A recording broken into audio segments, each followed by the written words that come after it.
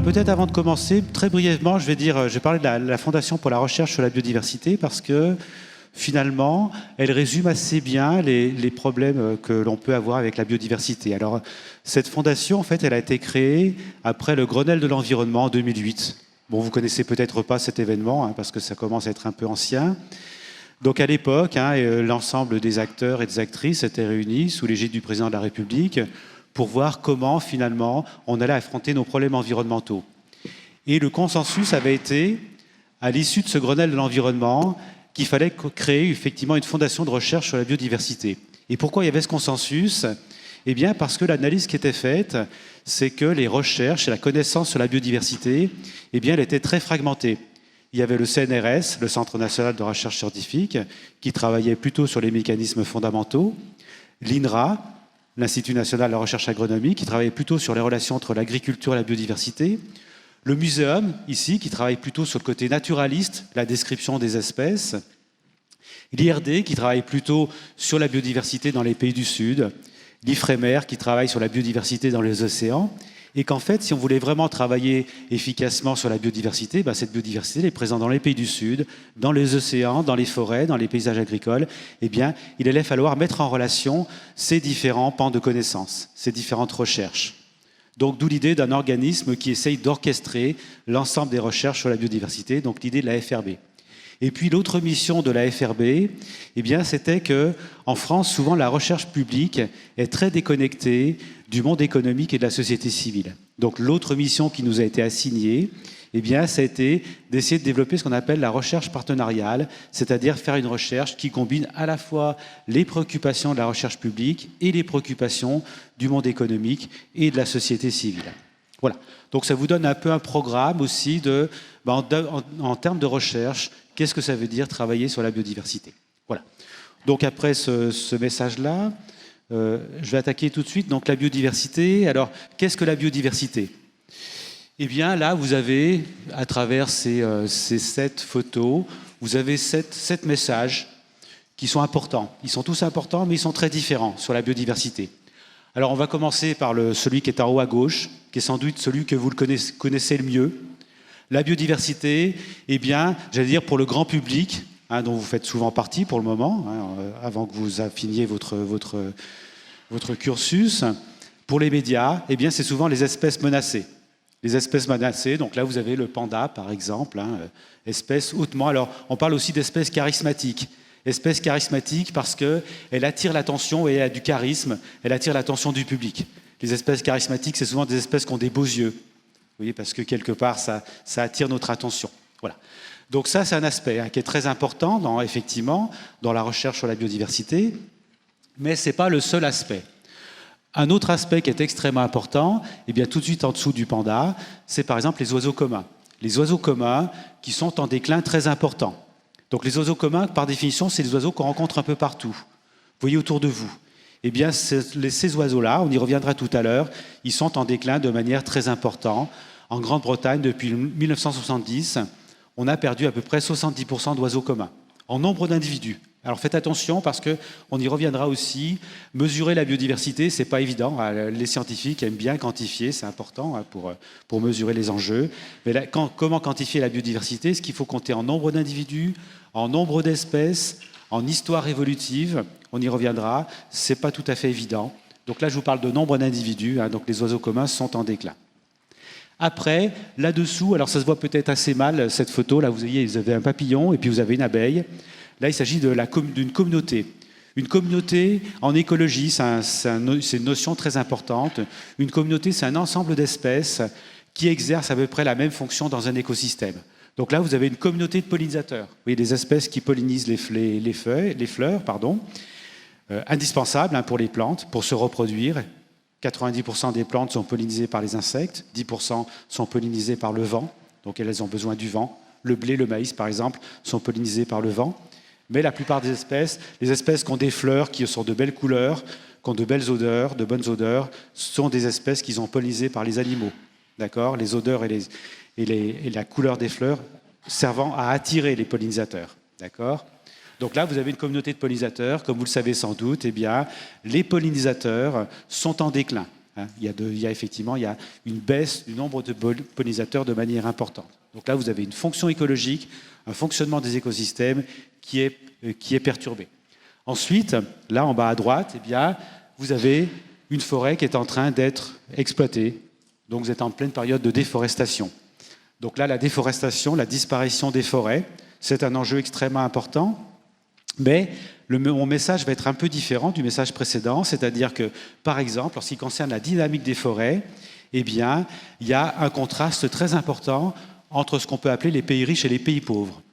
C'est-à-dire que les pays riches dont nous faisons partie, hein, la France, l'Europe en fait partie, eh bien, sont des pays qui sont en pleine reforestation. La surface de la forêt française a doublé en un siècle. D'accord ? Donc on a de plus en plus de forêts en France. Et c'est le cas général en Europe. Par contre, dans les pays pauvres, dans les pays du Sud, que vous prenez l'Indonésie, le Brésil, eh bien, les forêts sont en déclin. Les forêts sont en train d'être perdues. D'accord ? Donc là, vous voyez, au passage, un message qui est extrêmement important pour comprendre aussi ce qui se joue sur la biodiversité à l'échelle planétaire, c'est que les pays riches et les pays pauvres n'ont pas les mêmes problématiques. Vous voyez ? Donc, accroissement de la quantité de forêts dans les pays riches, décroissance des forêts dans les pays pauvres. Ensuite, je remonte au milieu, à gauche, à droite, pardon, ici. Ici, vous avez un lombric. Donc là, vous avez la faune et la flore du sol. Donc là, le message, c'est peut-être le message le plus important, c'est que entre la biodiversité et nous, je vais le dire de manière un peu provocatrice, la lutte est inégale. C'est sûr que c'est la biodiversité qui l'emportera, parce que nous ne pouvons pas nous passer de biodiversité. D'accord ? Notamment la faune et la flore des sols, eh bien, ça entretient la fertilité des sols. Donc c'est nécessaire à l'agriculture. Sans agriculture, pas d'alimentation, nous mourrons de faim. D'accord ? Donc là, nous avons des espèces qui nous sont utiles et indispensables. Les lombrics, par exemple, qui effectivement agitent, entretiennent la structure des sols. La structure des sols qui est extrêmement importante pour entretenir la fertilité, le cycle de l'eau, le cycle des nutriments, de l'azote, du phosphore, eh bien, dépendent de l'activité des lombrics. OK ? Voilà, donc un autre enjeu en ce qui concerne la biodiversité. Et puis là, vous avez des variétés, des épis de maïs. Donc là, vous voyez au passage, à travers ces épis de maïs, leur diversité, vous voyez une diversité génétique qui est extrêmement importante chez cette espèce qui est une espèce qui est domestiquée, qui est utilisée en agriculture. Cette diversité génétique, elle est importante pour l'adaptation de l'agriculture au changement climatique. D'accord ? Donc il est extrêmement important d'entretenir la variabilité génétique de cette espèce domestiquée. Et puis là, vous avez aussi des enjeux commerciaux et économiques extrêmement importants. Vous avez de riches multinationales qui commercialisent différentes variétés de maïs. Donc là, vous avez des enjeux. Là, vous êtes au cœur, en fait, des enjeux à la fois socio-économiques et écologiques. D'accord ? Et puis, finalement, je vais terminer par cette dernière photo.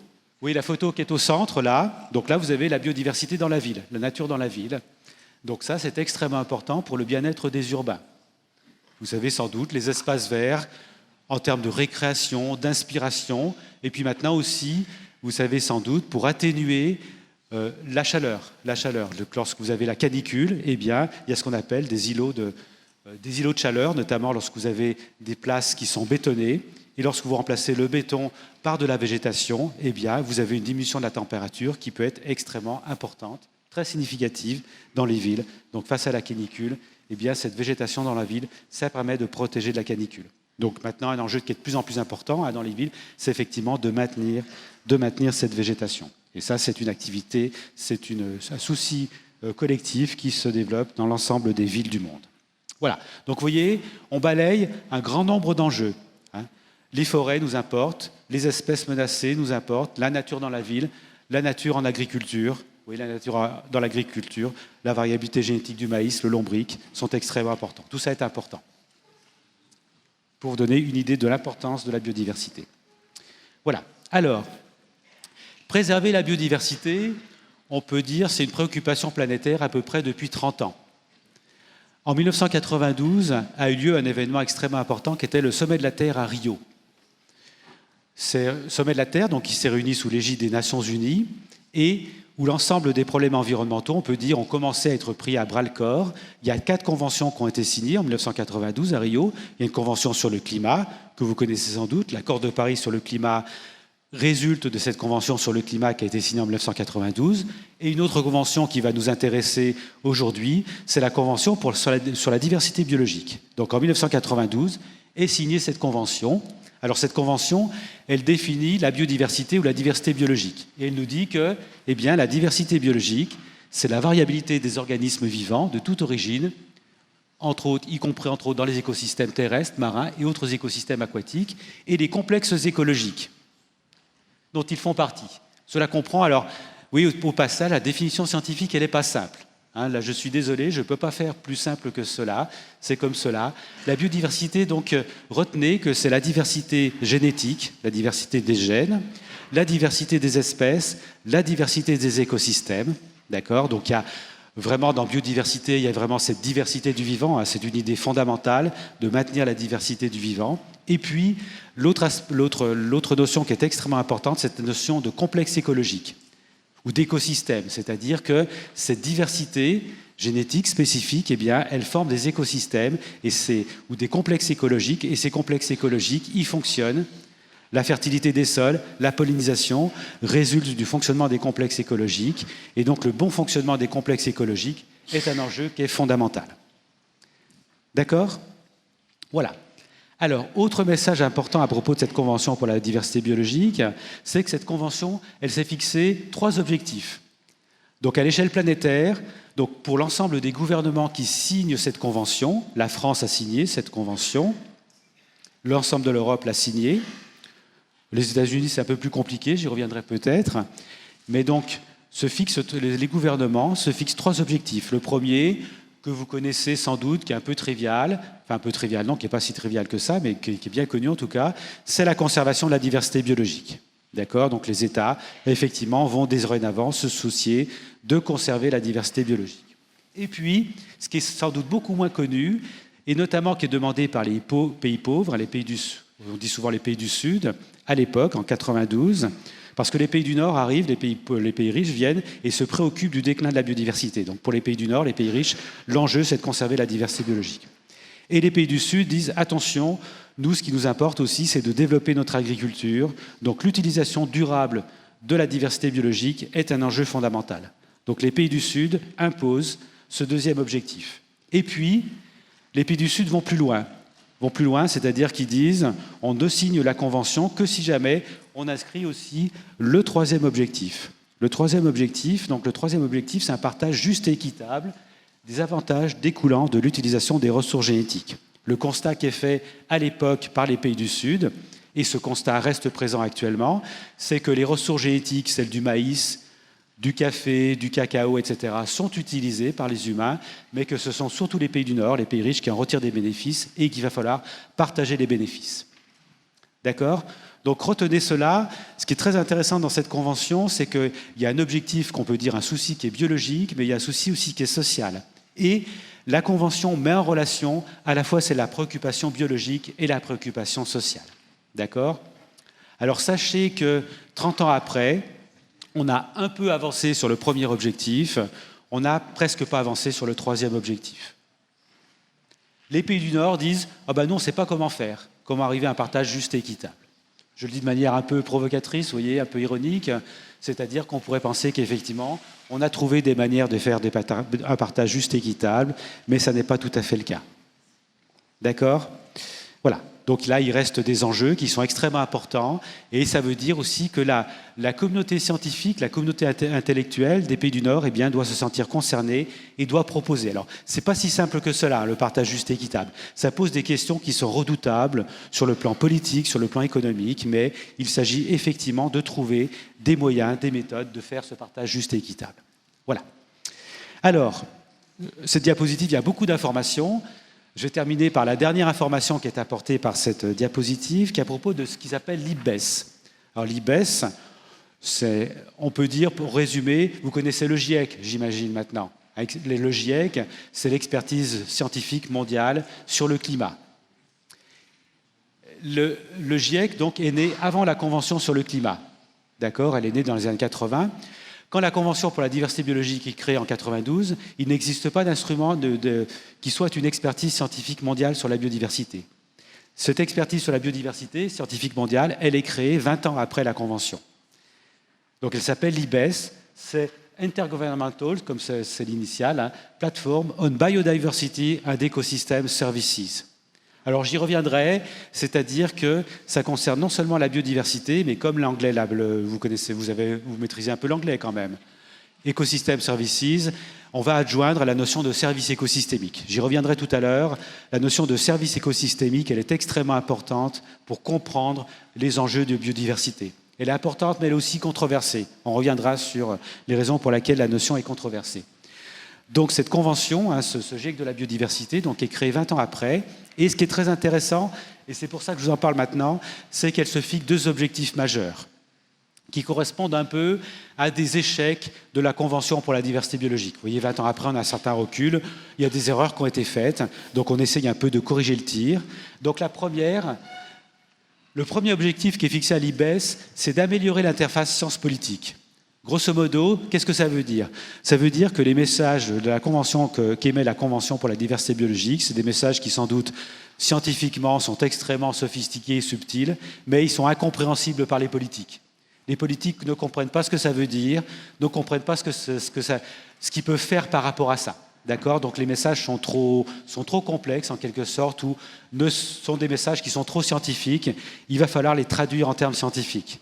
Donc ça, c'est un objectif qui est fixé à l'IBES, effectivement d'expliciter ce que ça veut dire sur le plan politique.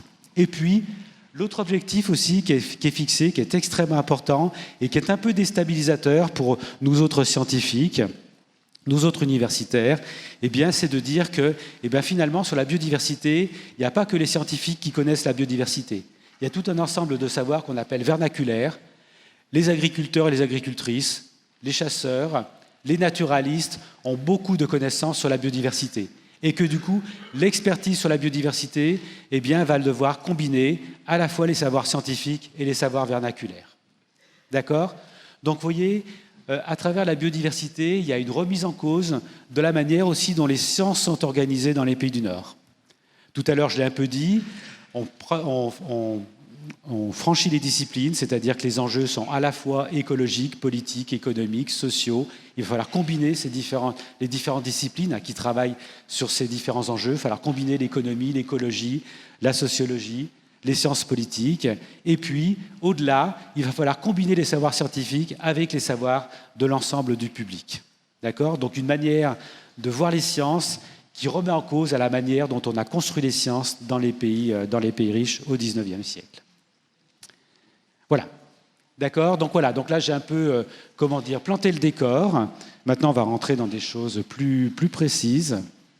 Alors la première chose, mon premier message, donc on va être organisé, je vais faire voir 3 parties, grosso modo. Hein. Je vais d'abord vous parler de, effectivement, la biodiversité qui est en déclin et qui est mal connue. Alors la première notion qui est importante, c'est la notion d'espèce. Donc on parle beaucoup en termes d'espèces. Donc une espèce, j'espère que vous savez à peu près ce que c'est. L'espèce, c'est un ensemble d'individus interfertiles, génétiquement isolés des autres individus. D'accord? Donc par exemple, vous avez les humains, les chimpanzés, les gorilles, et puis une illustration pour que vous en souveniez. Voilà. À gauche, vous avez 2 individus qui ont compris ce que c'était qu'une espèce. À droite, vous avez 2 individus qui n'ont pas compris ce que c'était qu'une espèce. Vous voyez, à droite, ils essayent de se croiser, mais vu que ce sont 2 espèces différentes, ça ne marchera pas. Ça ne donnera pas d'individus interfertiles. D'accord? Voilà. Donc la notion d'espèce, bon, je ne voudrais pas non plus... D'accord? OK. C'est bon? On continue? Voilà. Donc pour que vous reteniez cette notion d'espèce, oui, c'est des ensembles. Donc effectivement, c'est un ensemble génétique qui va évoluer. Donc c'est extrêmement important en termes de possibilités d'adaptation notamment au changement climatique. Vous avez un ensemble d'individus comme cela qui échangent des gènes et ça permet l'adaptation au changement d'environnement. Alors sur les espèces, sachez, donc là on va utiliser un peu l'algèbre, l'arithmétique. Actuellement, il y a 2 millions d'espèces qui sont décrites. D'accord? Donc ce sont notamment les muséums qui décrivent les espèces et on estime qu'il reste à peu près 8 millions d'espèces à décrire. D'accord? Ça veut dire qu'on connaît à peu près 20% de la diversité du vivant. Donc on connaît relativement peu. Vous Vous voyez, ça aussi, c'est quelque chose qui est extrêmement important, c'est-à-dire que quand on parle de biodiversité, eh bien, on est souvent dans l'inconnu. Il reste beaucoup de choses à connaître à propos de la biodiversité. Voilà. Donc les espèces, alors toujours pour ces espèces, quelle est leur dynamique? Vous savez sans doute que les espèces s'éteignent. Actuellement, on a un taux accéléré d'extinction d'espèces. Alors, le fait que les espèces s'éteignent, ça a toujours été le cas. C'est-à-dire que depuis 3 à 4 milliards d'années que les espèces sont apparues sur Terre, eh bien, les espèces apparaissent, d'autres disparaissent. Ça fait partie les espèces ne sont pas éternelles. Les paléontologues estiment que la durée de vie d'une espèce est à peu près 10 millions d'années. D'accord? Voilà. Alors, ce qu'essaye de vous montrer cette figure, un tout petit peu compliqué, donc là, vous avez les extinctions d'espèces, le pourcentage d'extinction en ordonnée. Merci. Merci. Alors, voilà. Donc là, vous avez l'ordonnée, vous voyez, le pourcentage d'espèces qui se sont éteintes. Donc là, à peu près, vous avez 2% d'espèces de mammifères qui se sont éteintes depuis 4 siècles, puisqu'en abscisse, là, vous avez les extinctions depuis le XVIe siècle. Vous voyez, c'est le siècle depuis lequel on connaît à peu près les extinctions. Donc XVIe siècle, XVIIe, XVIIIe, XIXe et XXe siècle. Alors là, en pointillé noir, vous avez ce qu'on appelle le background, le taux d'extinction habituel. C'est-à-dire que lorsque tout se passe, j'allais dire normalement, vous avez donc des espèces qui s'éteignent, d'autres qui apparaissent, eh bien, on attendrait à peu près à ce que disparaissent de l'ordre de 0,1% d'espèces en 4 siècles. D'accord? Et puis là, vous avez ce qui est constaté. Donc vous voyez, sur les mammifères, par exemple, eh bien, vous avez beaucoup plus d'extinction que attendu d'habitude. Donc voilà, donc le taux d'extinction est accéléré. Et surtout, ce qui est très impressionnant, c'est que chaque siècle, le pourcentage d'extinction augmente. Vous voyez, en grosso modo, il est doublé chaque siècle. Alors là, il y a un peu une incertitude, parce que savoir si une espèce est éteinte, on ne le sait jamais avec certitude, parce que pour qu'une espèce soit déclarée éteinte, ça veut dire qu'on ne la voit plus. Mais si on ne la voit plus, c'est peut-être parce qu'on n'a pas suffisamment regardé. Donc des fois, il y a une espèce qu'on considère comme éteinte qui finalement ne l'était pas. D'accord? Voilà. Donc vous avez les mammifères, les oiseaux, l'ensemble des vertébrés. Les vertébrés, ce sont les mammifères, les oiseaux, les reptiles, les amphibiens et les poissons. Et donc vous voyez, sur ces 4 groupes, on a effectivement une accélération du taux d'extinction. Voilà. Donc là, c'est une constatation qui est extrêmement inquiétante parce que l'extinction d'une espèce, c'est un phénomène qui est plus ou moins irréversible, qui est plutôt irréversible. C'est-à-dire que lorsque les espèces sont disparues, on aura beaucoup de mal à les faire réapparaître.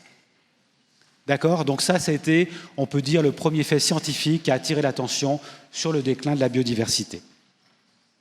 Voilà. Alors ce qui existe actuellement, c'est ce qu'on appelle les listes rouges. Les listes rouges, on essaie de répertorier les espèces qui sont menacées, qui pourraient s'éteindre. Alors désolé, c'est souvent en anglais. Donc les listes rouges, il y a un organisme mondial qui s'occupe de répertorier les espèces qui sont menacées. C'est l'UICN, l'Union internationale de conservation de la nature.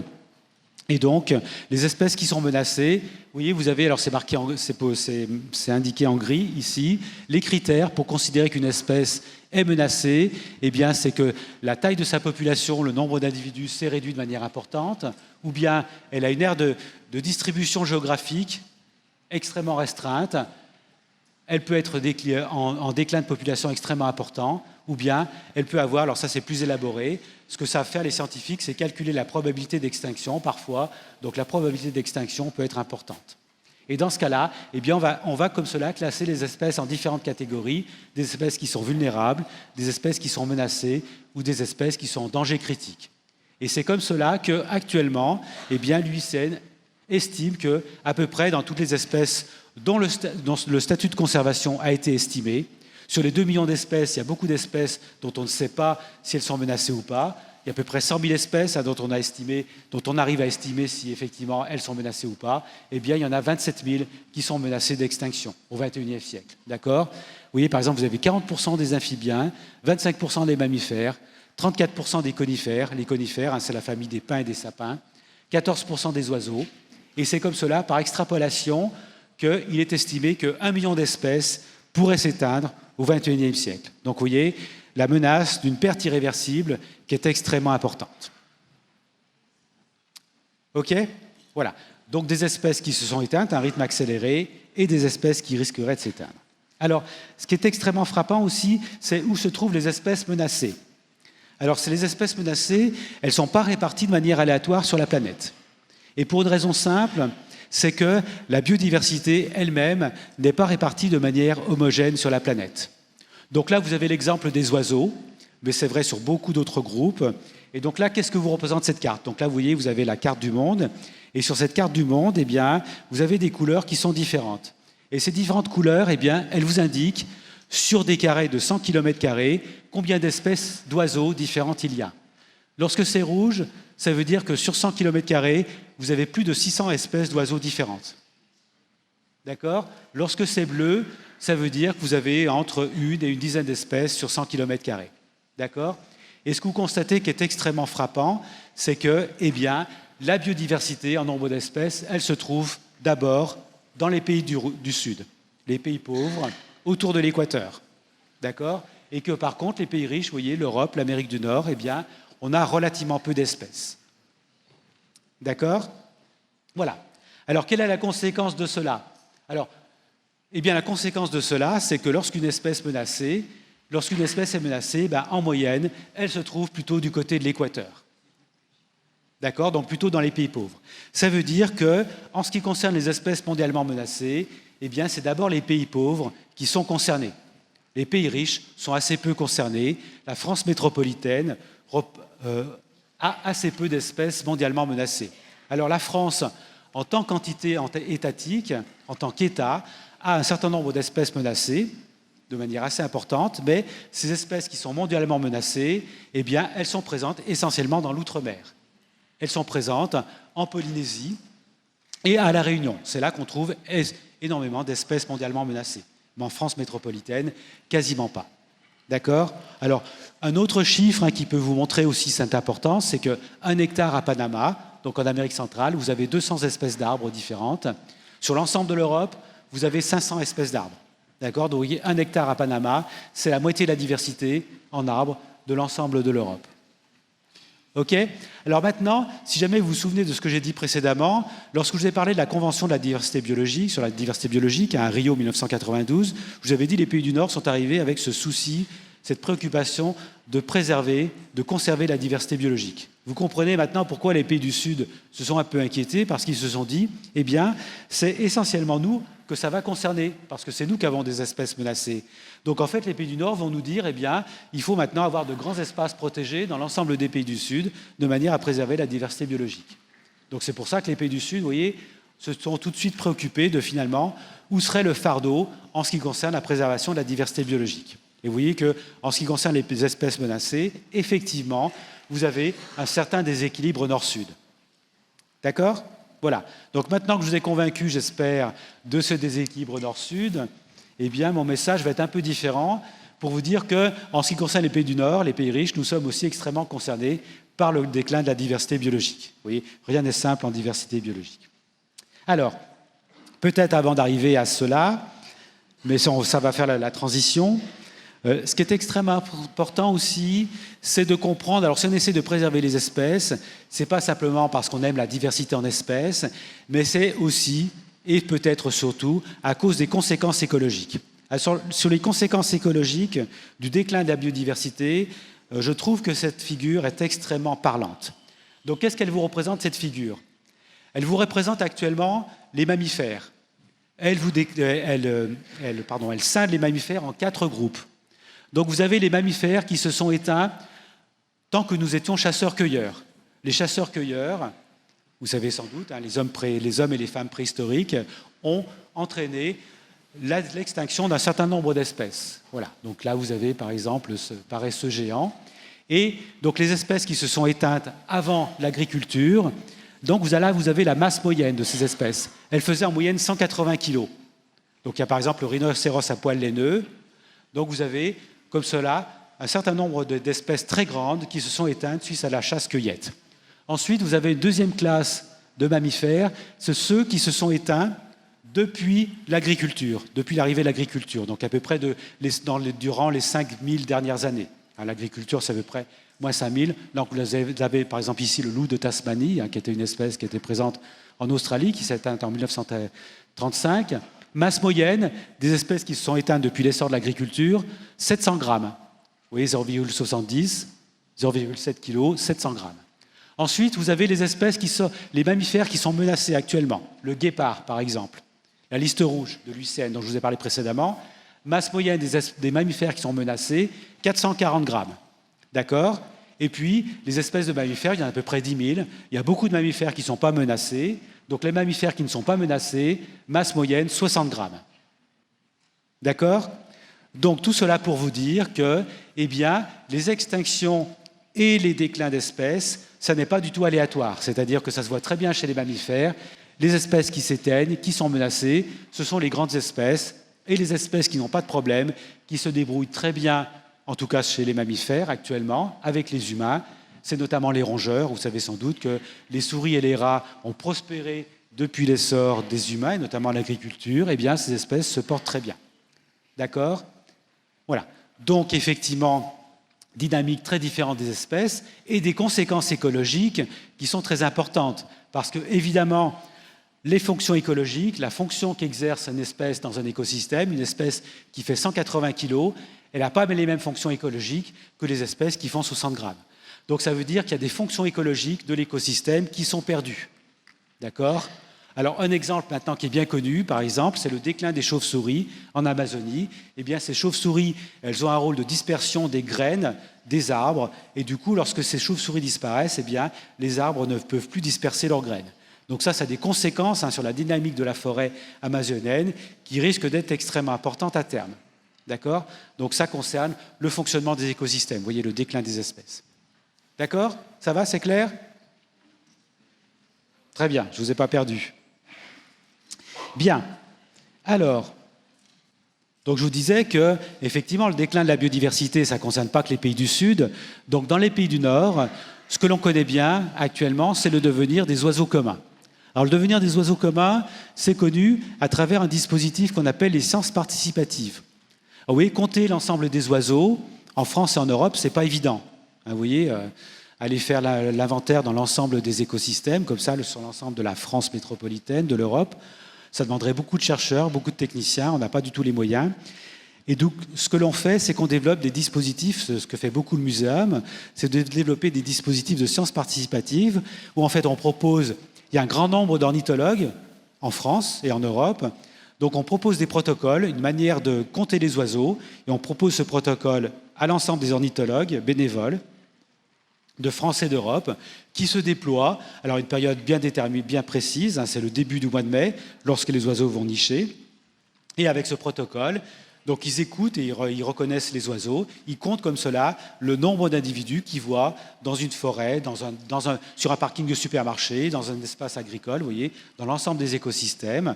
Et le muséum ensuite collecte l'ensemble des données, donc on a à peu près 1 millier d'ornithologues, vous voyez, sur l'ensemble de la France. Ce millier d'ornithologues, eh bien, ont à peu près chacun 10 points d'observation. Comme cela, on a 10 000 points d'observation chaque année, et ça nous permet, comme cela, de suivre, eh bien, depuis 1989, donc depuis maintenant bien 30 ans, plus de 30 ans, eh bien, de compter, d'avoir la variation du nombre d'oiseaux sur l'ensemble de la France et sur l'ensemble des écosystèmes. D'accord? Donc là, faites attention, là on ne compte plus en nombre d'espèces, là on compte en nombre d'individus. Ce n'est pas la même manière de compter la biodiversité. Et donc là, sur le nombre d'individus, donc là vous avez par définition 1 en 1989, et depuis 1989, eh bien, qu'est-ce que vous dit cette figure? Eh bien, c'est qu'on a perdu, alors là, en jaune, c'est les milieux agricoles, on a perdu plus de 30% d'oiseaux en 30 ans. D'accord? Alors depuis, c'est à peu près là, on s'arrête en 2017, depuis 5 ans, on a encore perdu encore beaucoup plus d'oiseaux, le déclin s'est encore accéléré. Donc on perd effectivement les oiseaux, spécialistes des milieux agricoles, un peu des milieux forestiers, les espèces qui par contre habitent dans l'ensemble des écosystèmes, elles se débrouillent à peu près bien. Le merle noir, par exemple, avec une espèce qu'on rencontre dans l'ensemble des écosystèmes, lui est à peu près stable. Par contre, les espèces spécialistes des milieux agricoles, telles que l'alouette des champs, par exemple, eh bien, sont des espèces qui sont en déclin. D'accord? Voilà. Alors, ça, c'est un résultat pour la France, mais ce que l'on constate, c'est que dans l'ensemble des pays de l'Europe et l'ensemble des pays riches, eh bien, on a la même constatation, qui est que les oiseaux communs ne se portent pas très bien et les oiseaux spécialistes des milieux agricoles se portent particulièrement mal. D'accord? Donc ça, c'est un constat dans l'ensemble des pays riches et ça veut dire qu'il y a vraiment un problème, une tension forte, un antagonisme important entre l'agriculture et la biodiversité. Donc d'où l'importance de travailler sur les relations et d'améliorer les relations entre agriculture et biodiversité. D'accord? Donc voilà pour l'ensemble des pays européens. On retrouve la même chose aux États-Unis, au Canada, en Australie, en Nouvelle-Zélande ou encore au Japon. Les mêmes tendances. Voilà. Les dispositifs de sciences participatives existent beaucoup moins dans les pays du Sud, donc actuellement on a beaucoup moins de données dans ces pays en ce qui concerne les oiseaux. Ok? Ça va? Alors après j'ai une diapositive qui est un tout petit peu compliquée, ça sera sans doute la plus compliquée de l'intervention d'aujourd'hui, mais elle a une grande richesse d'informations, donc c'est pour ça que je vais vous la présenter. On va y passer un peu de temps. Donc qu'est-ce que vous donnent ces diapositives? En fait, elle est un bilan, ce qu'on appelle, nous autres, une méta-analyse, c'est-à-dire qu'elle collecte les résultats d'un grand nombre de papiers scientifiques sur la dynamique des insectes, sur l'ensemble de la planète. D'accord? Et qu'est-ce qu'elle vous représente? Eh bien, en abscisse, vous avez la variation de l'abondance des insectes. Donc, lorsque vous êtes de ce côté gauche, les insectes sont en déclin. Lorsque c'est à droite, les insectes augmentent en abondance. D'accord? Ensuite, autre chose qui est un peu important dans cette diapositive, en bleu, vous avez les insectes de milieu aquatique, eau douce. Vous avez un certain nombre d'insectes qui habitent en milieu aquatique. Les moustiques, vous savez peut-être, passent leur jeunesse en milieu aquatique. Et en marron, eh bien, vous avez les insectes de milieu terrestre. D'accord? Autre information, eh bien, ceci est distingué en 4 milieux. Vous avez le milieu tropical, les milieux arides, les milieux tempérés et le milieu boréal. Boréal, donc c'est les hautes latitudes, et les milieux alpins. D'accord? Voilà, maintenant vous avez toute l'information et maintenant nécessaire pour contextualiser les résultats. Et donc, qu'est-ce que vous pouvez constater? Vous pouvez constater, alors, on va peut-être commencer par la bonne nouvelle. La bonne nouvelle, c'est que dans les milieux boréaux et alpins, eh bien, les insectes augmentent en abondance. Vous voyez? Et c'est vrai aussi bien pour le milieu terrestre que pour le milieu aquatique. Alors, est-ce que ça nous étonne? Est-ce que ça étonne les écologues? Non. Non, parce que eh bien, le changement climatique, qu'est-ce qu'il fait? Il entraîne un réchauffement dans les pays qui sont froids, d'accord? Donc Canada, Sibérie, Scandinavie, dans les Alpes, dans les plus hautes latitudes. Et cette augmentation de la température, eh bien, c'est favorable à la biodiversité, c'est favorable aux vivants. Donc les insectes sont en abondance de plus en plus importante. Donc cette constatation, elle n'est pas très étonnante, c'est un peu ce qu'attend l'écologie scientifique. Alors, ce n'est pas complètement une bonne nouvelle parce que là, ça ne vous donne pas une idée, ça ne mesure pas la diversité, ça mesure seulement l'abondance des insectes. La diversité en espèces, elle n'a pas forcément augmenté parce que vous pouvez avoir ce qui s'appelle des espèces opportunistes, des espèces qui bénéficient du changement climatique et qui peuvent représenter l'essentiel de l'augmentation de l'abondance. Et d'autres espèces qui sont beaucoup plus rares, qui, elles, n'augmentent pas en abondance. D'accord?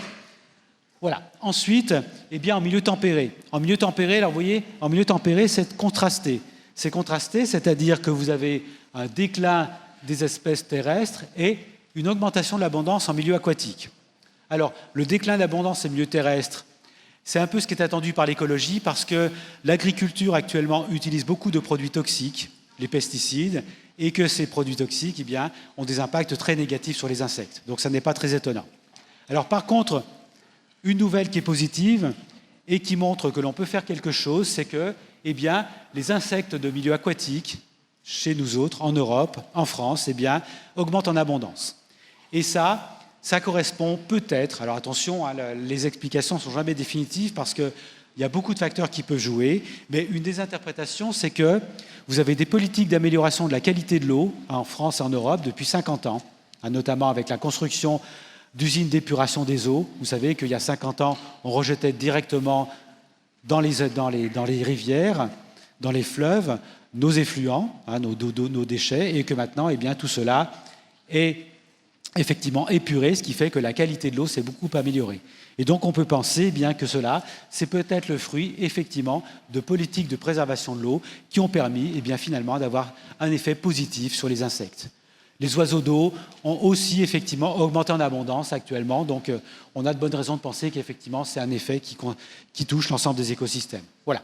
Les milieux arides, je ne vais pas commenter plus, c'est à peu près la même chose que les milieux tempérés. Et puis enfin, dernier résultat, pour les milieux tropicaux, les pays du Sud, eh bien, là par contre, c'est là que les nouvelles sont les plus mauvaises. Vous voyez que vous avez déclin aussi bien des insectes terrestres que des insectes aquatiques.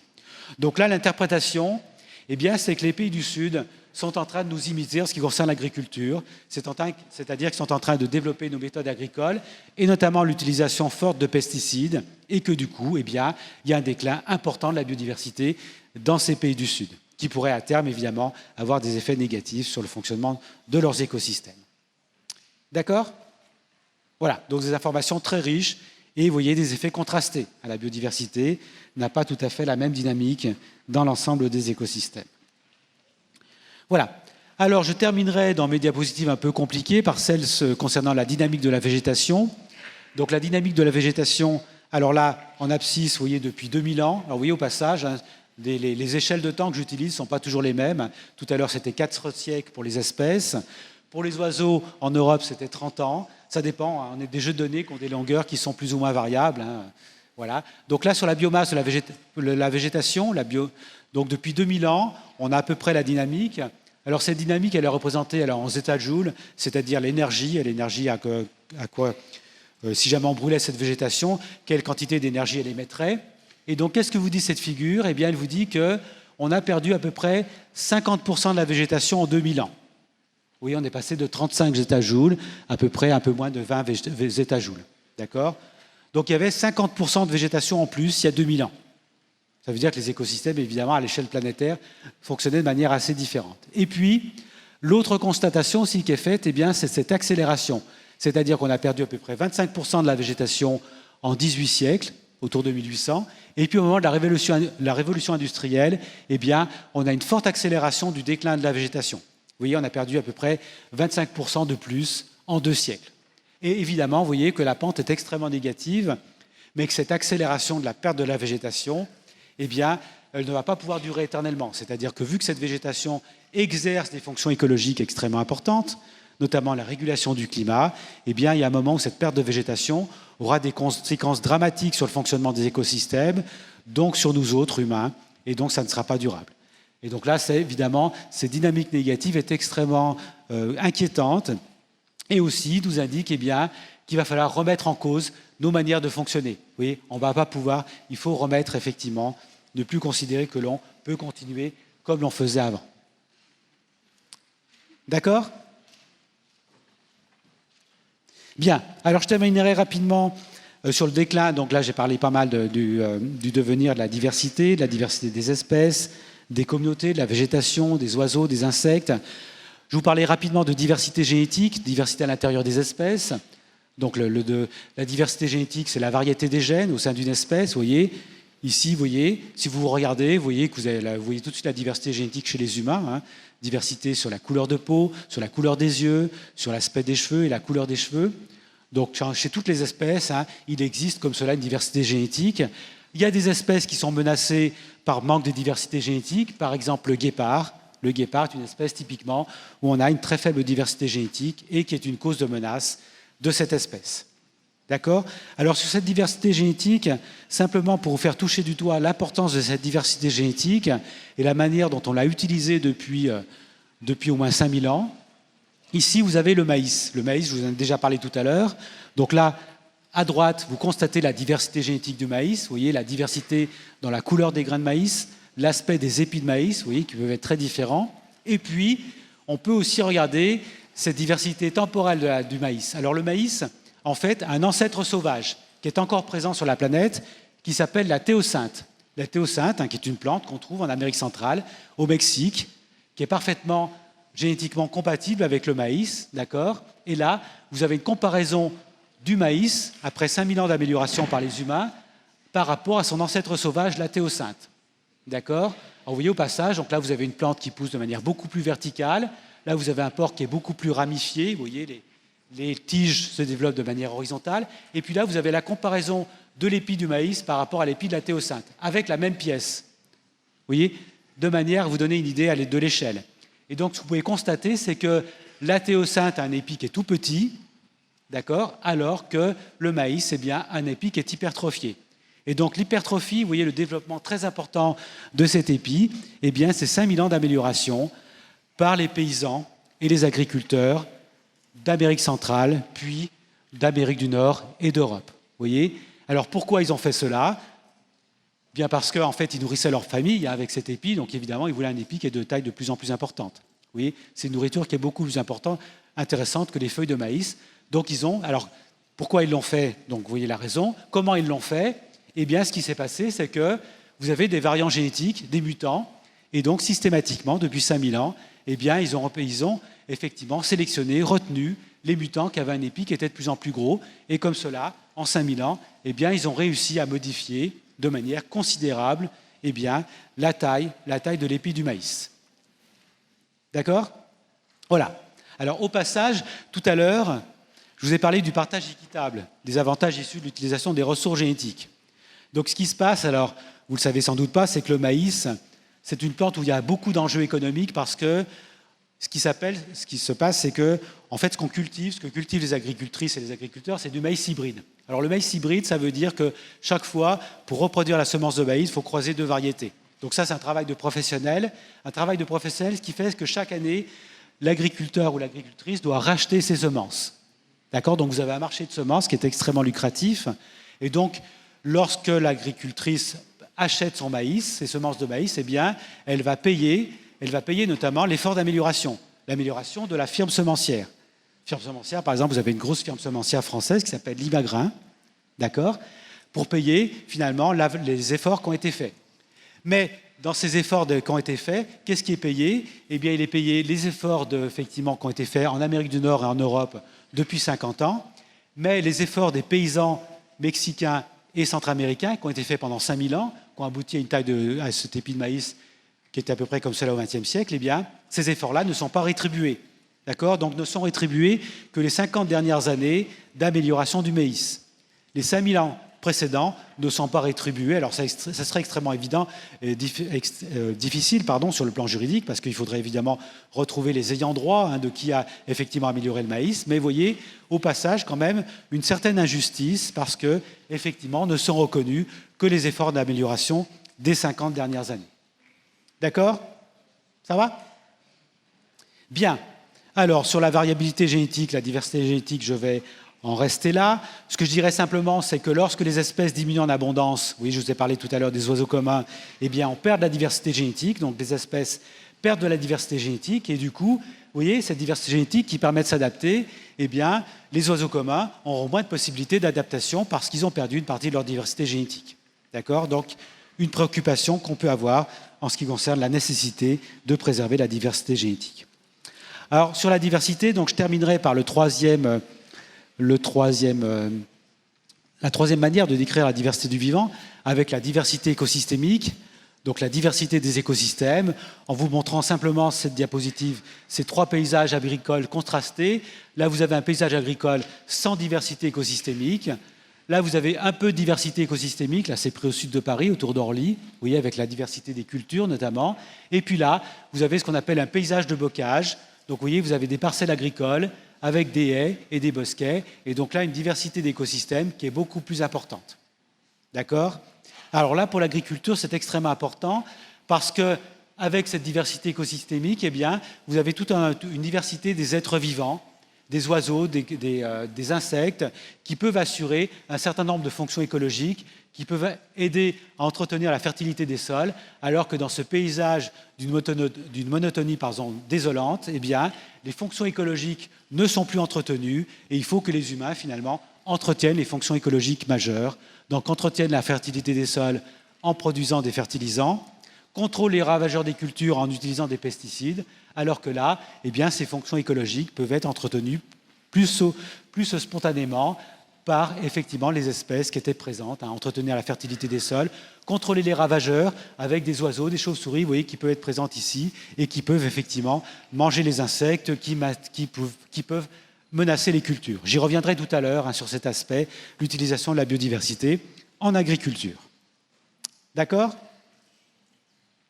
Bien, alors, Si je continue mon excursion, donc pour résumer ce que je viens de dire, sur cette première partie, eh bien, je vous ai parlé de diversité spécifique, de diversité génétique et puis de diversité écosystémique. Et ce que j'aimerais que vous reteniez à l'issue de cette première partie, eh bien, c'est que ces trois diversités sont en interaction et en synergie. Et du coup, maintenir la biodiversité, eh bien, ça veut dire maintenir la diversité des espèces, maintenir la diversité génétique, donc notamment l'abondance des espèces, et maintenir la diversité écosystémique, et que vous devez entretenir les trois. Si vous ne maintenez pas la diversité écosystémique, vous aurez du mal à maintenir la diversité spécifique, et de la même manière, si vous n'entretenez pas la diversité génétique, eh bien, vous aurez du mal à maintenir la diversité spécifique. D'accord? Voilà. Donc tout ça est relativement combiné. Bien.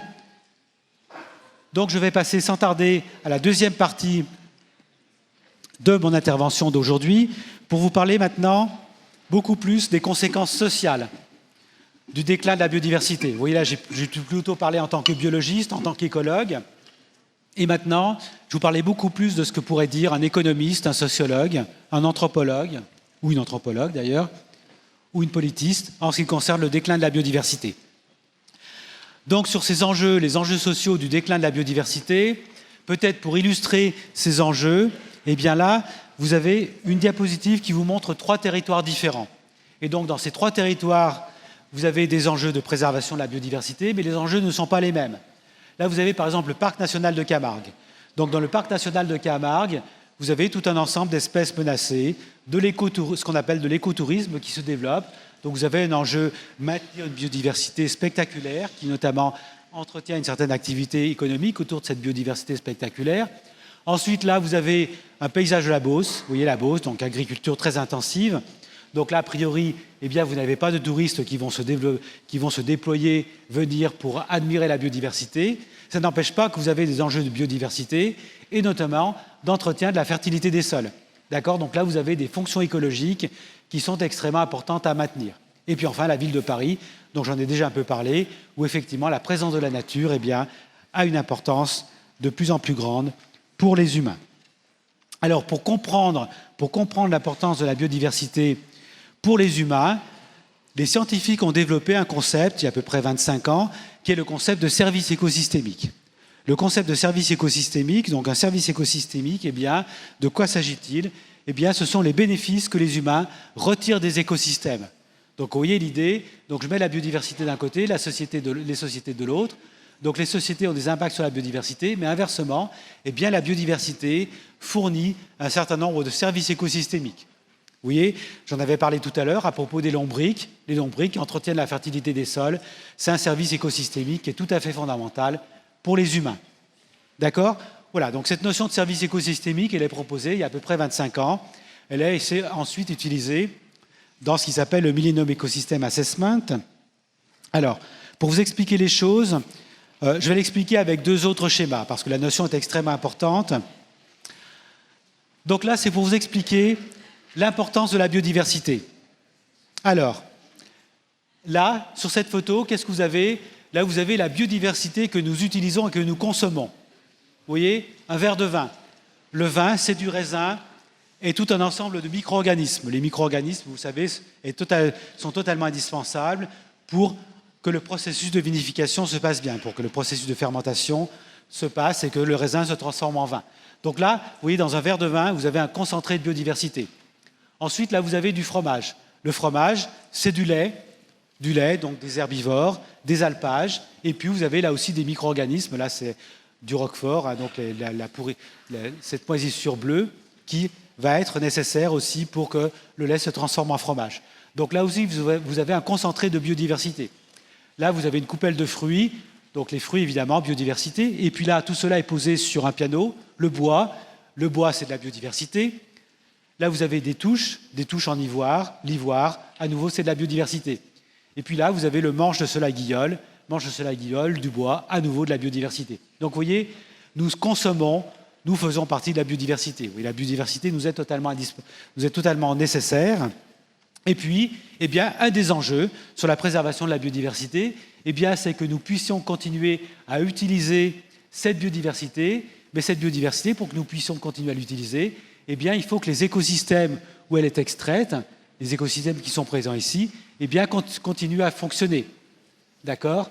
Donc, vous voyez, la notion de service écosystémique, eh bien, elle va vous permettre de faire le lien entre cette biodiversité utilisée, que nous voyons directement, et les écosystèmes où elle est prélevée. En considérant, eh bien, que si nous voulons continuer à consommer du fromage, du vin, des fruits, eh bien, il va falloir entretenir les fonctions écologiques de ces écosystèmes. Vous voyez, il y a un continuum entre cette représentation et ces représentations de la biodiversité. Il y a un lien fort, un lien fonctionnel entre ces quatre représentations de la biodiversité. D'accord?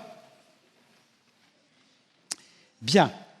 Alors, une autre manière, donc là beaucoup plus schématique, beaucoup plus scientifique, de représenter ce que je viens de vous dire, c'est que finalement, la biodiversité, eh bien, elle nous est nécessaire, elle nous est indispensable de 3 manières différentes. Et il est important de distinguer ces 3 manières dont nous dépendons de la biodiversité. Donc il existe d'abord la biodiversité avec laquelle nous nous alimentons, ce qu'on appelle les services d'approvisionnement. L'alimentation, l'eau, le bois, les fibres, nos vêtements, vous voyez le coton c'est de la biodiversité, l'énergie à partir du bois, c'est de la biodiversité. Donc nous avons effectivement, nous nous alimentons à partir de biodiversité. Ensuite, un deuxième type de service que nous rend la biodiversité, eh bien c'est ce qu'on appelle les services culturels. L'esthétique, la spiritualité, l'éducation, la récréation, les espaces verts, vous voyez, tout ça, c'est un service rendu par la biodiversité. Et puis finalement, ces 2 types de services eh bien, dépendent de ce que l'on appelle les services de régulation et de support, c'est-à-dire les fonctions écologiques des écosystèmes. D'accord? Voilà. Alors je l'ai représenté de manière asymétrique parce qu'en fait, ce qui se passe, c'est que l'agriculture, les espaces verts, eh bien, dépendent du bon fonctionnement des services de régulation et des services de support. La biodiversité, elle assure la régulation du climat. Vous voyez, les écosystèmes stockent à peu près 50% des émissions de gaz à effet de serre que nous émettons. C'est-à-dire que le climat se réchaufferait 2 fois plus vite si jamais les écosystèmes ne stockaient pas le carbone. D'accord? Donc là, un service qui est tout à fait indispensable, parce que vous savez sans doute que le climat se réchauffe de manière très rapide et de manière dramatique, mais ça irait encore beaucoup plus vite et ça serait encore beaucoup plus dramatique si les écosystèmes ne stockaient pas du carbone. D'accord? D'autres services de régulation, d'autres fonctions écologiques qui nous sont indispensables, eh bien, c'est la purification de l'eau et de l'air. La qualité de l'eau et de l'air, eh bien, elle dépend effectivement de la manière dont les écosystèmes purifient l'eau et l'air, le contrôle biologique, le contrôle des ravageurs, les oiseaux et les chauves-souris qui mangent les insectes ravageurs en paysage agricole, eh bien, ça aussi, c'est un autre service écosystémique qui est extrêmement important. La pollinisation, dont j'ai parlé tout à l'heure, ou encore la prévention des maladies. Prévention des maladies à travers la diversité génétique et spécifique. Bien. Voilà, donc ces 3 catégories, et là, ça va être extrêmement important pour comprendre aussi la dynamique des relations entre les humains et leur environnement, et toutes les contradictions. Donc vous avez ces 3 types de services. Je vous ai dit, les services de régulation sont indispensables. Et ce que fait donc l'expertise scientifique mondiale, qui est l'ancêtre du LIBES, en 2005, c'est que eh bien, cette expertise scientifique constate que eh bien, finalement, l'agriculture se porte bien, les services récréatifs aussi se portent plutôt, sont à peu près stables en amélioration. D'accord? Donc de ce point de vue-là, tout va bien. Mais que par contre, lorsque vous regardez les services de régulation, est-ce que la végétation stocke de plus en plus de carbone? Eh bien non, pas du tout. Au contraire, hein, cette capacité de régulation, elle est plutôt en déclin. Est-ce que la pollinisation se porte bien? Non. Est-ce que la purification de l'eau et de l'air par les écosystèmes se porte bien? Non plus. Tous ces services de régulation sont en déclin. D'accord? Donc vous voyez, le résultat qui est extrêmement contrasté et qui nous interpelle, c'est que finalement, eh bien, les différentes catégories de services n'ont pas du tout la même dynamique. Il y en a qui sont en amélioration, l'agriculture est de plus en plus performante, on produit de plus en plus de calories par humain à l'échelle de la planète, et par contre, les services de régulation, eux, sont en déclin. Alors, pourquoi?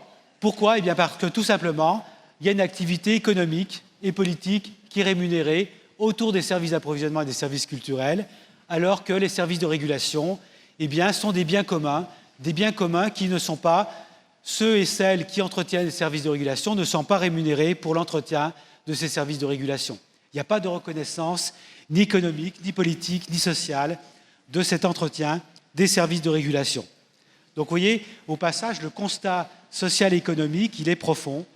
Parce que qu'est-ce que ça veut dire? Eh bien, ça veut dire qu'il va falloir changer nos manières de gérer les écosystèmes. C'est-à-dire qu'il va falloir reconnaître l'activité de ceux et celles qui entretiennent ces services de régulation et pas seulement l'activité de ceux qui produisent l'alimentation ou qui entretiennent et construisent des espaces verts. D'accord? Donc, vous voyez, la conclusion, c'est que sur le plan économique, eh bien, il va falloir changer nos manières de gérer les écosystèmes.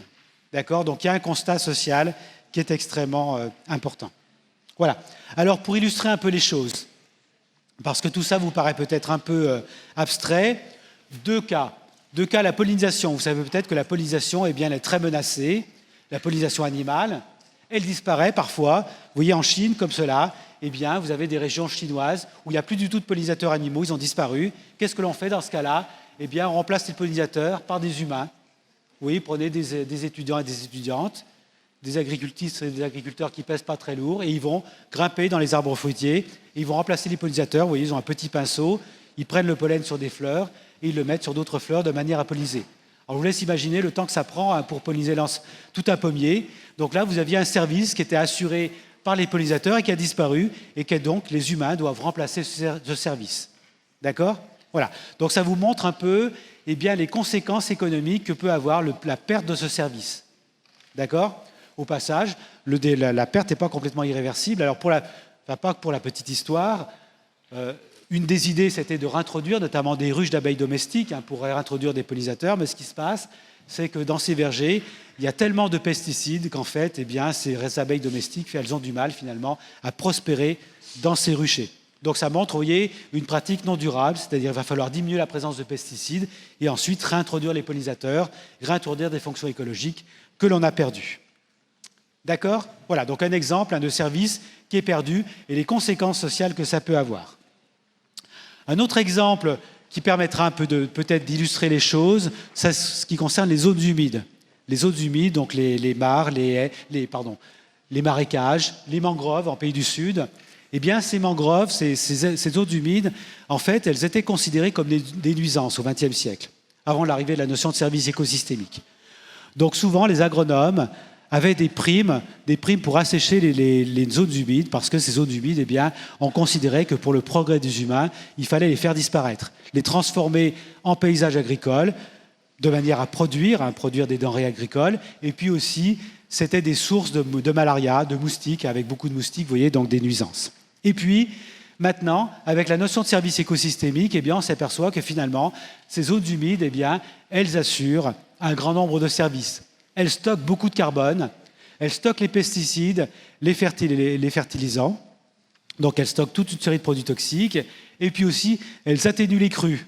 Vous voyez, les crues qui peuvent être dévastatrices dans les villes, eh bien, si vous avez des zones humides en amont des villes, au-dessus des villes, en fait, elles vont fonctionner comme des éponges. C'est-à-dire, lorsque vous avez des pluies diluviennes, eh bien, elles vont stocker l'eau et elles la relâcheront que progressivement. Donc, ça permet d'éviter les crues. D'accord? Et c'est comme cela que les économistes font des calculs et montrent qu'en Europe, dans les pays riches, eh bien, un hectare de zone humide, la valeur économique d'un hectare de zone humide, elle est 10 fois supérieure à la valeur d'un hectare de zone agricole. D'accord? Du coup, le message économique, il est extrêmement important. Ça veut dire que sur le plan économique, eh bien, c'est extrêmement important de maintenir les zones humides, que c'est un non-sens sur le plan économique de drainer les zones humides. Vous voyez, on perd une richesse pour quelque chose qui est beaucoup moins important actuellement, créer un espace agricole. D'accord? Voilà. Donc une constatation qui nous invite effectivement à réviser notre vision de la biodiversité et qui nous invite finalement à considérer que la biodiversité, eh bien, elle a un rôle économique, socio-économique extrêmement important. Voilà. Donc 3 enjeux écologiques associés. La diversité biologique dont je vous ai parlé tout à l'heure, les fonctions écologiques avec les services écosystémiques et puis aussi le potentiel adaptatif, donc ça je ne vais pas en parler, mais la variabilité génétique qui permet aux écosystèmes, aux espèces de s'adapter. Et donc il y a besoin effectivement de se préoccuper de ces 3 enjeux qui sont en synergie à nouveau. D'accord? Le maintien des fonctions écologiques sont nécessaires au maintien de la diversité biologique. Le maintien de la diversité biologique est nécessaire au maintien de des fonctions écologiques. J'ai passé sur des diapositives vu l'heure. On va embrayer directement sur la 3e et dernière partie de l'exposé. Donc la troisième partie de l'exposé, c'est... Oui, la première partie, c'était déclin de la biodiversité, dans tous les compartiments. La deuxième partie, c'était la biodiversité, elle nous faisait vraiment nécessaire sur le plan social, économique, politique, anthropologique. Et la troisième partie de l'exposé, ça va être, eh bien, qu'est-ce qu'on peut proposer? Qu'est-ce que l'on peut faire face à ce déclin et face à l'importance de la biodiversité? Voilà. Alors, c'est la partie la plus difficile. Enfin, pardon, je ne voudrais peut-être pas vous décourager comme cela. On arrive en fin de cours. Ou peut-être la plus importante. Alors, que faire? Que faire, ça suppose vraiment d'avoir un raisonnement scientifique, de penser en termes de mécanismes. D'accord? Comprendre les mécanismes, comprendre pourquoi la biodiversité disparaît. Si on veut effectivement savoir que faire, il faut bien comprendre les mécanismes de déclin. D'accord? Alors, la compréhension de ces mécanismes de déclin, il est important de distinguer deux choses. Ce qu'on appelle les facteurs directs de déclin de la biodiversité et les facteurs indirects de déclin. Donc les facteurs directs, c'est ce qu'on appelle les pressions. Donc les raisons directes de déclin de la biodiversité. Donc ces causes directes, eh bien, c'est la transformation des habitats, la déforestation, l'extension des villes, de l'agriculture, l'uniformisation des paysages, le changement climatique, la surexploitation des ressources naturelles, les pollutions, les pesticides, ce qu'on appelle aussi les espèces invasives exotiques. Voilà, donc tout ça, c'est des pressions directes. Donc depuis 30 ans, eh bien, les biologistes, la société, essayent de s'attaquer à ces causes directes. Et puis derrière ces causes directes, il y a aussi ce qu'on appelle les facteurs indirects, ce qu'on appelle les forces motrices. Les forces motrices, eh bien, c'est quoi? C'est la démographie, l'augmentation du nombre d'humains, évidemment, a un impact. La manière dont l'économie est organisée, les techniques qu'on utilise, éventuellement les valeurs. Si jamais nous n'attribuons pas de valeur à la biodiversité, à la nature, eh bien, forcément, nous allons la détruire. Donc tout ça, ce sont les forces motrices. Et donc, la constatation que font les scientifiques, c'est que s'attaquer aux pressions, aux facteurs directs, ça n'est pas suffisant. Ça n'est pas suffisant parce que lorsque vous êtes, par exemple, empêcher la transformation d'un habitat à un endroit donné, eh bien, si la demande humaine reste la même, eh bien, l'habitat va être transformé ailleurs. Oui, typiquement, les pays riches vont protéger leurs forêts, mais vont continuer à consommer du bois. Eh bien, qu'est-ce qui va se passer? Eh bien, c'est les forêts des pays pauvres, des pays du Sud, qui vont être exploitées. D'accord? Donc, on va avoir transfert de l'impact humain dans un autre écosystème. Donc, vous avez comme cela des transferts de ce qu'on peut appeler l'empreinte écologique. Et donc, si on veut éviter ce transfert, donc vraiment diminuer nos impacts à l'échelle planétaire, eh bien, il va falloir s'attaquer aux facteurs indirects. Donc, aux valeurs, à la démographie, à l'économie, aux technologies. D'accord? Voilà. Donc, on va maintenant regarder un peu cela rapidement. Donc, comment s'attaquer aux facteurs directs et indirects? Donc ça, c'est notamment l'IBES, dans son rapport spécial de 2019, qui se pose la question. Et donc l'IBES, ce qu'elle dit en 2019, c'est que, eh bien, il va falloir un changement transformateur. C'est-à-dire que si jamais on veut effectivement stopper le déclin de la biodiversité, eh bien, il va falloir une réorganisation fondamentale, systémique, donc oui, à l'échelle du système, le système biodiversité et société, des facteurs économiques, sociaux, technologiques, y compris les objectifs et les valeurs. Il va falloir réviser nos valeurs si on veut effectivement stopper le déclin de la biodiversité. Voilà. Donc ça, c'est vraiment un message scientifique qui sort en 2019. Le GIEC, à propos du climat, émet à peu près actuellement le même message qui dit que finalement, ça va simplement être à la surface qu'il va falloir faire des changements. Il ne va pas simplement falloir poser des fenêtres plus isolantes, mais il va falloir revoir l'ensemble du fonctionnement de nos sociétés. Pour considérer que pour faire ce changement transformateur, eh bien, il faut peut-être mieux comprendre comment nous autres humains, nos sociétés, interagissent avec l'environnement, avec la biodiversité, avec le climat. Et pour comprendre cela, il y a cette figure qui, à mon sens, est extrêmement éclairante. Donc cette figure, elle représente ce qu'on appelle un socio-écosystème, donc la manière dont les humains interagissent avec l'environnement. Vous voyez, l'environnement est présenté ici, alors c'est en anglais, donc ça pourrait être notamment la biodiversité. Et puis, eh bien, nous autres humains, eh bien, nous avons 4 systèmes qui fonctionnent en interaction avec l'environnement. Nous avons la connaissance scientifique, hein, donc délivrée à l'école, à l'université. Donc ces connaissances, elles sont extrêmement importantes. Mais il y a aussi les valeurs. Quelles sont nos valeurs? Quelle importance nous accordons à la liberté, à l'égalité, à l'équité, à la nature, à la biodiversité? Il y a notre organisation sociale. Oui, la manière dont nous organisons nos entreprises, dont nous organisons nos instances politiques, nos institutions, nos organisations. Et puis, il y a notre technologie, les techniques que nous utilisons en agriculture, dans le domaine de l'industrie, oui, la manière dont on produit l'acier, dont on produit nos routes, etc. Voilà. Et l'idée, c'est que, en fait, vous avez comme cela 5 systèmes qui sont ce qu'on appelle en coévolution. En coévolution, c'est-à-dire que, eh bien, nos valeurs changent en fonction de nos connaissances, de notre organisation sociale. L'organisation sociale, elle change selon nos valeurs, nos connaissances. Les technologies changent en fonction de l'évolution de nos connaissances, de notre organisation sociale. Et l'environnement lui-même, eh bien, est affecté par la manière dont nous nous organisons socialement, dont nos technologies affectent l'environnement, est affecté par nos connaissances. D'accord? Et ce que disent les scientifiques qui travaillent dans ce domaine-là, eh bien, c'est que tout cela est en coévolution. Alors, les coévolutions, c'est un principe de biologie, c'est-à-dire que, en fait, les organismes coévoluent les uns avec les autres. Oui, lorsqu'un prédateur devient plus efficace pour chasser une proie, eh bien, la proie, en conséquence, va changer dans son mode de comportement de manière à échapper le prédateur. Par exemple, les moustiques et nous autres. Nous avons produit des pesticides pour éliminer les moustiques. Eh bien, les moustiques développent des mécanismes de résistance à ces pesticides. Oui, dans les années 50, on produisait le DDT pour tuer les moustiques. Eh bien, en réponse, les moustiques ont développé des mécanismes de résistance au DDT. Donc, ils évoluent. Oui, dans la coévolution. Alors, la coévolution, ce qui est intéressant, c'est que chaque partenaire évolue en fonction de la manière dont l'autre partenaire évolue. Et finalement, son évolution est contrainte par la manière dont l'autre partenaire évolue. Et bien là, c'est la même chose à l'échelle de ces 5 systèmes.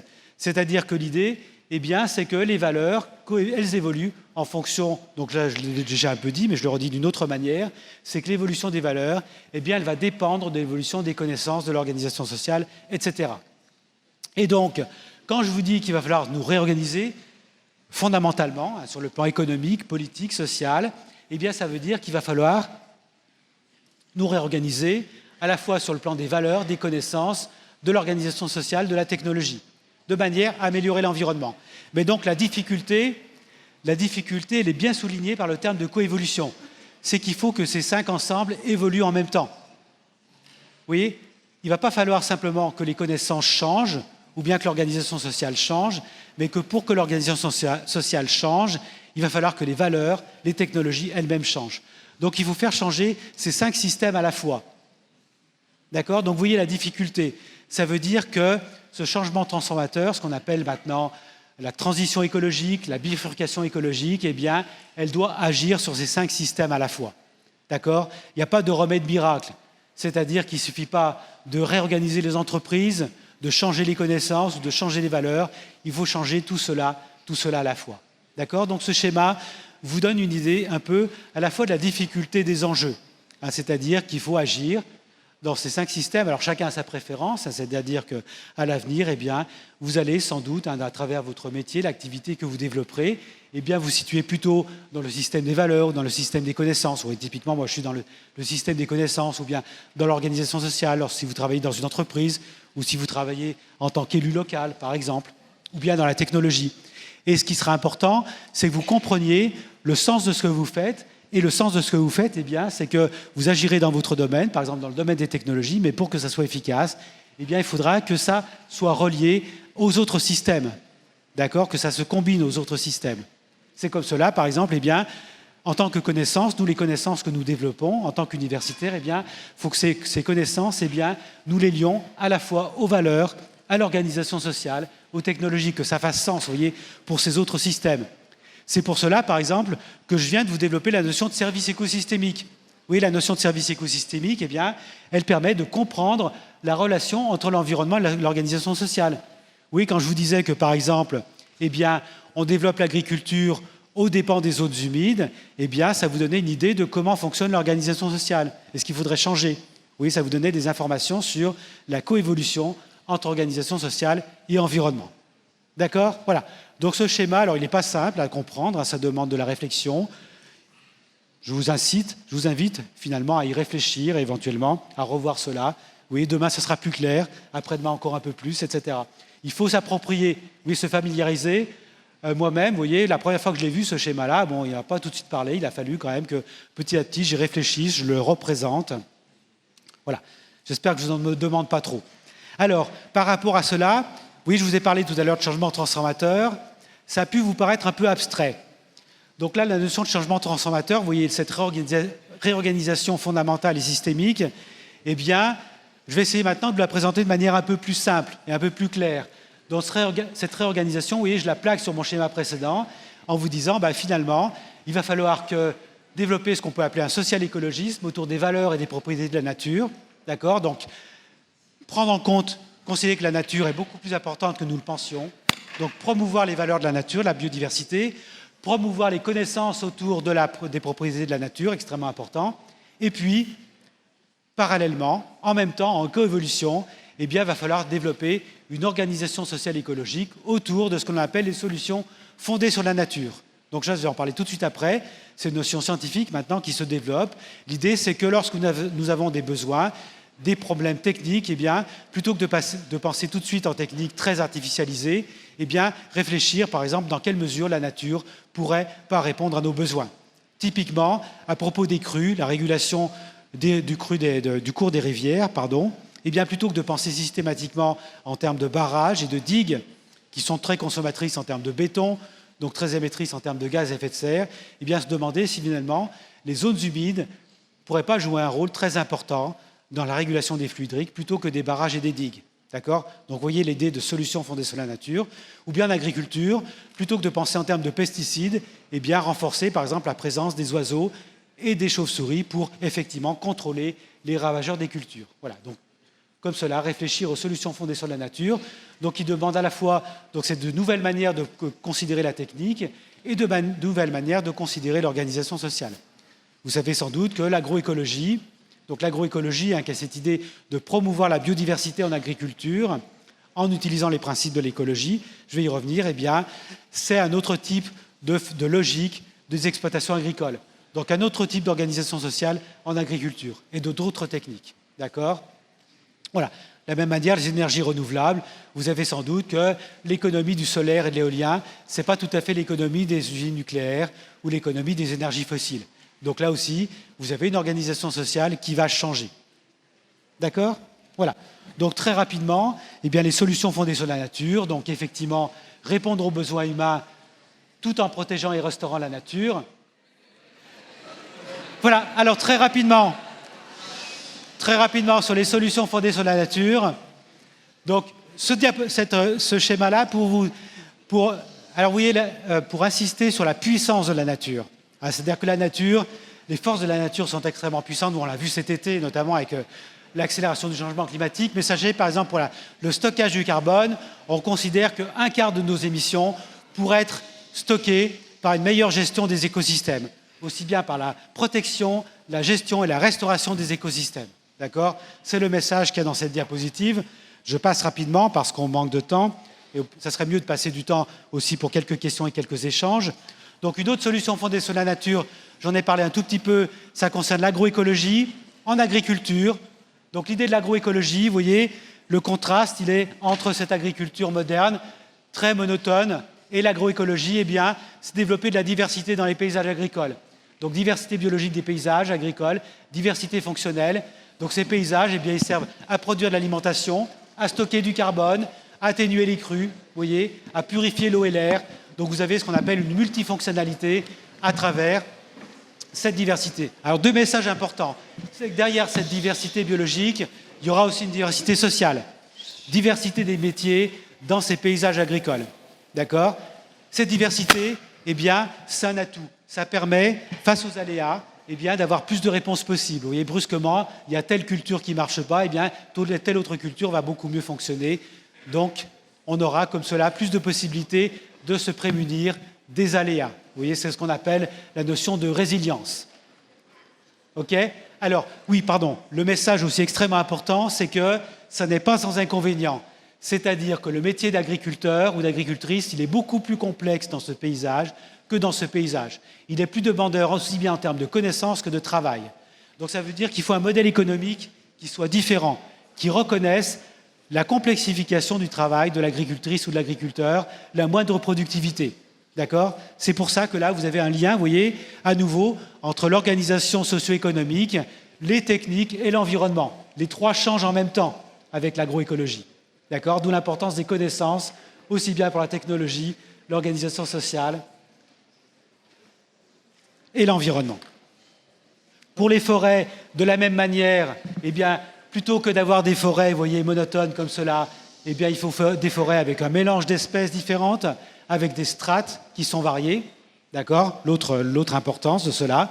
Alors ça, c'est qu'au passage, ça crée des emplois. Hein, c'est la restauration écologique. Aux États-Unis, la restauration écologique, maintenant, il y a plus d'emplois que dans le domaine minier, par exemple. Énergie fossile plus exploitation des matières premières.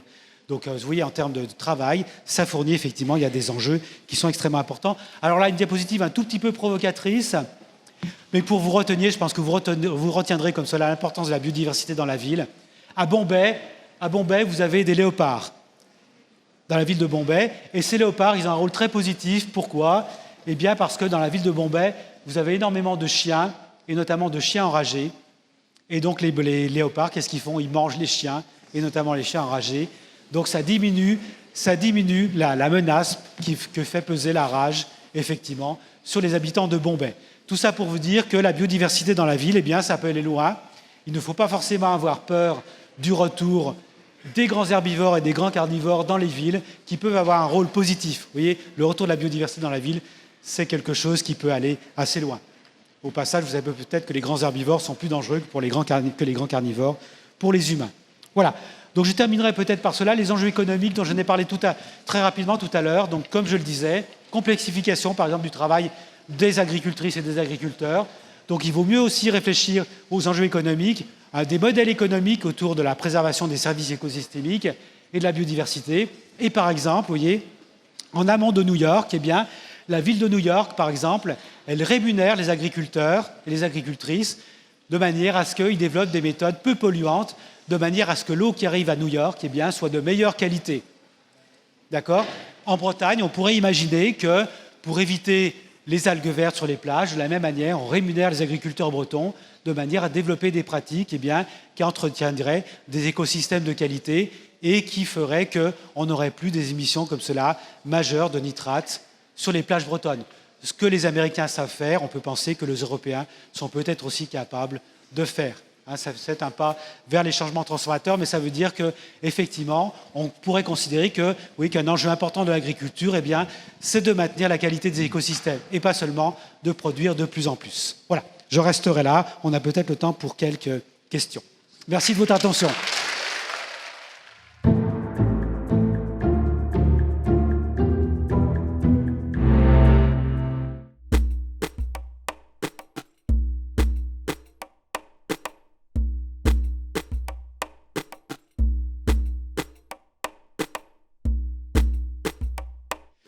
Alors, ma réponse, ça serait que sur les OGM, on a maintenant un recul extrêmement important parce que vous avez peut-être que les OGM sont très cultivés dans le monde. C'est à peu près 200 millions d'hectares. 200 millions d'hectares depuis 25 ans. Donc du coup, on peut faire le bilan. On peut faire le bilan, finalement, est-ce que les OGM ont été intéressants pour l'agriculture et pour la biodiversité? Alors, la constatation qu'on peut faire, c'est que ces 200 millions d'hectares, ces trois cultures, c'est le soja, le maïs et le coton. 200 millions d'hectares. 95% de la surface qui est utilisée en OGM, vous voyez ces trois cultures donc ça a entraîné une réduction de la diversité dramatique en agriculture. Vous voyez déjà qu'on avait peu de diversité, mais les OGM, en fait, ont conduit à encore une réduction supplémentaire de la diversité. Après, vous pouvez regarder quels sont les caractères qui sont utilisés sur ces 200 millions d'hectares. C'est deux caractères. Deux caractères, c'est la tolérance au glyphosate, qui est un produit qui est utilisé pour contrôler les mauvaises herbes, et la production de ce qu'on appelle le BT qui est un produit toxique pour les insectes. D'accord ? Donc à nouveau, à travers ces deux caractères, réduction de la diversité des caractères, des variétés. D'accord ? Voilà. Donc en l'occurrence, on peut dire que c'était peut-être une technique qui était intéressante, mais que son utilisation en agriculture, elle a été complètement ratée parce que, au lieu de conduire effectivement à restaurer la diversité dans les paysages, elle a fait l'inverse. Elle a fait l'inverse, et pourquoi? Eh bien parce que, en fait, cette technologie, eh bien, elle s'est développée dans ce que j'appellerais une organisation sociale que j'appellerais défaillante. C'est-à-dire que l'objet de l'agriculture, il y a 25 ans, c'était de faire de plus en plus d'argent, aux dépens de la biodiversité de la nature, et à partir de là, eh bien, une technique, vous voyez, je prendrai l'exemple du scalpel. Vous voyez, le scalpel, vous pouvez l'utiliser pour faire des choses intelligentes, mais vous pouvez aussi l'utiliser pour agresser votre voisin ou votre voisine. Oui. Donc l'OGM, c'est pareil. Vous avez de plusieurs utilisations, et ça va dépendre du contexte, de l'organisation sociale, du modèle économique de l'agriculture. C'est-à-dire, qu'est-ce que l'agriculture est faite pour, effectivement, répondre aux besoins sociaux, ou bien pour répondre, effectivement, à des besoins qui sont purement financiers.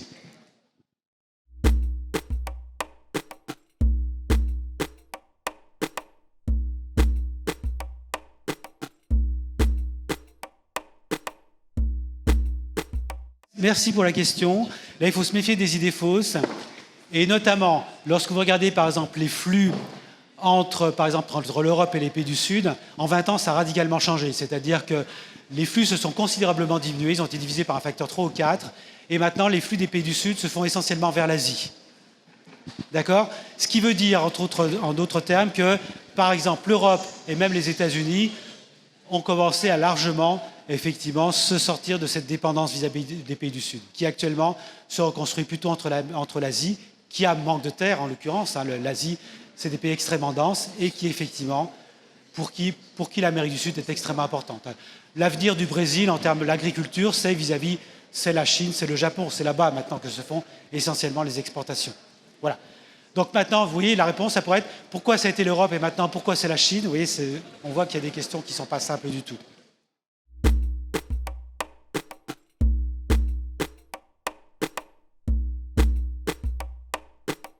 Merci. Social écologie, l'idée c'est que dans notre organisation, notre organisation économique, la manière dont les entreprises fonctionnent, dans les techniques et les technologies qu'on développe, le premier souci que l'on doit avoir, il doit être à la fois social et écologique. C'est-à-dire qu'il faut systématiquement, lorsqu'on développe un nouveau modèle économique, lorsqu'on développe de nouvelles techniques, se préoccuper des impacts, des effets sociaux et des effets écologiques. D'accord? C'est ça que ça veut dire. OK? Typiquement, les OGM, quel impact sur les agriculteurs les plus pauvres? Quel impact sur les écosystèmes? Il y a 25 ans, on ne s'est pas du tout posé cette question-là. D'accord?